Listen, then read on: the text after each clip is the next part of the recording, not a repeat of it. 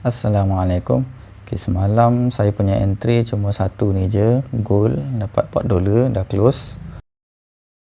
Seterusnya ada satu lagi semalam, saya masuk AUD NZD. Kalau tengok ni entry ni, kalau ikutkan macam dia sebenarnya dia ada macam mana saya masuk ni, mula-mula saya ikut re-entry. Saya padam dulu kotak, saya padam juga Fibo ni. Sebenarnya semalam saya masuk ni berdasarkan re-entry H4. Yang ni kalau ikutkan macam ngeri jugalah, sebab saya ikutkan macam ni kan, dia sell, lepas tu macam biasalah H4 ni saya tunggu re-entry kat kawasan sini. Cuma waktu tu dia baru macam ni lah, baru macam ni. Jadi yang dia naik tu kita tak nampak lagi. Jadi saya pun buat macam biasa, nampak dia masuk zone re-entry, saya pun tengok dekat H1. Masa tu dia dah bermain dekat EMA 50. Dia nampak main dekat EMA 50. Saya buat garisan saya buat anak panah. Masa tu macam ni dia dah main dekat EMA 50. Masa tu dekat sini lah. Candle yang dia naik terus tu belum nampak lagi, dia tak keluar lagi, tak muncul. Jadi apa saya buat, saya pun pergilah macam biasa CF3 tu M15. Masa kat sini masa tu sebenarnya bukan yang inilah, belum lagi yang ni, tapi nya masa tu baru yang dekat sini. Jadi kat sini ada satu. Kalau ikutkan kenapa saya ambil kira candle arah kukuh yang ni, walaupun CB1 ni betul-betul dekat candle yang paling puncak, sebabnya kat sini ada satu candle besar ni kita panggil dominant. Sebab dalam satu candle besar ada banyak candle kecil, dan ini adalah satu candle yang pecahkan daripada yang ni, dominant break ni. Mana tadi? Saya buat satu anak panah, saya buat satu garisan oren. Saya ambil ni macam ni, dominant break ni. Tapi yalah, mungkin sebab dia terlalu dekat macam tu, jadi dia sama-sama. Tapi waktu semalam tu saya tarik je Fibo. Mungkin kalau ikutkan macam ni akan datang, kita tak ambil kira lah. Dia kena jelas dia break macam ni dia tak berapa jelas dia punya break dia, nampak sikit je dia terlepas. Jadi mungkin agak tergopoh lah saya terus buat keputusan untuk tarik Fibo. Masa tu saya tarik Fibo ikut macam ni. Tu yang saya punya entry sell tu. Kalau perhatikan saya punya entry sell, nampak sell kat sini berdasarkan re-entry, kawasan re-entry. Memang saya masuk dekat kawasan re-entry daripada Fibo yang saya tarik. Lepas tu apa yang berlaku, market dia naik dia naik. Masa dia naik ni, masa dia naik ni saya pun dah perhatikan sama ada adakah saya nak hold ataupun saya nak cut loss. Jadi apa yang saya buat, saya perhatikan kepada time frame yang lebih atas. Masa tu kat sini time frame yang lebih atas. Jadi saya padam dulu Fibo ni kira macam mungkin dah tak valid lah masa ni. Jadi apa yang saya perhatikan, saya akan tengok dekat time frame yang lebih atas. Kemudian muncul satu momentum, alamak, dekat H1 dah ada momentum buy. Jadi apa yang saya buat lagi, saya tengok lagi time frame lebih atas. Time frame lebih atas ni dia baru ada candle arah awal buy. Kemudian kat sini dah mula jadi candle arah kukuh. Dekat sini, masa dekat sini dah lama, dah tinggi ni. Adakah saya nak hold ataupun saya cut loss? Jadi apa yang saya buat, saya pergi dekat time frame lebih besar. Rupa-rupanya dekat time frame lebih besar ni apa yang kita boleh nampak, kita boleh perhatikan kat sini. Rupanya market dia naik tu kenapa market naik, dia sebenarnya dia nak kejar re-entry sell dekat daily. Jadi kalau biasa saya tengok, saya cari re-entry dekat kawasan H4, tapi TF1 saya kena pindah pergi daily. Jadi itulah sebab kat sini saya buat keputusan saya hold je lah. Saya hold macam biasa juga. Saya nampak ada kawasan re-entry sell dekat daily. Okey, jadi saya pun buat satu kotak kat situ.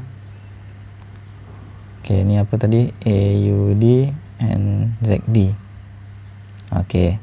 Okey, kita nampak ada re-entry sell dekat situ, dekat daily. Kita nampak ada satu re-entry. Okey, kemudian dah nampak re-entry, dia dah masuk zone re-entry. Ni kan, dia dah masuk zone re-entry kan.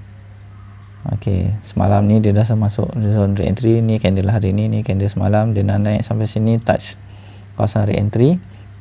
Jadi saya pergi dekat H4. Okey, kalau TF1 kita daily, TF2 kita adalah H4. Maka saya perhatikan dekat sini. Okey, price dia dah bermain dekat kawasan MA50. Ni MA50 kita nampak dia dah main dekat kawasan MA50. Bila dah TF2 kita tengok price dia dah main dekat MA50, maka value untuk kita tengok dekat time frame yang lebih kecil, TF3, iaitu untuk case ni TF3 saya adalah H1. Okey, nampak dekat sini dekat H1 ni, TF3 kat H1 ni kita tengok ni adalah candle yang paling tinggi buat masa ni. Okey, ini sell terdekat tapi dia dekat betul dengan candle candle yang puncak ni. Okey, dia tak kira terdekat lagi kat sini. Okey, tapi kalau ikutkan baru ada satu candle arah awal sell, belum ada lagi. Okey, cuma yang ni saya buat langkah awal. Okey, apa yang saya tengok kat sini, saya cuba tengok dekat M15. Kat M15 ni saya perhatikan ada satu. Okey, jap. Kat M15 ni saya perhatikan, okey, ni adalah puncak tertinggi dan ni sell terdekat. Okey, saya buat satu garisan oranye kat sini, kat sell terdekat ni.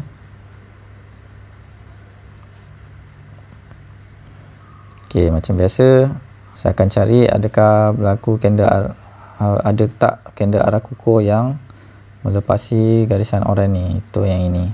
Jadi apa saya buat, saya tarik Fibo dari sini pergi kepada puncak tertinggi buat masa ni. Yang ni dekat body dia. Okey, itulah dia Fibo baru saya. Dan daripada Fibo baru ni, okey, boleh nampak sebab tu saya re-entry kat sini, sebab dia dekat kawasan re-entry. Sama juga yang ni, sell ni saya masuk, dia dah touch re-entry. Okey, ada satu lagi, saya dah set satu sell limit kat sini. Okey, jadi kalau dia turun alhamdulillah, tapi kalau dia naik lagi saya kena perhatikan perkara yang sama lah. Selagi dia masih bermain dekat kawasan re-entry sell, kejap, garisan oranye ni saya padam lah.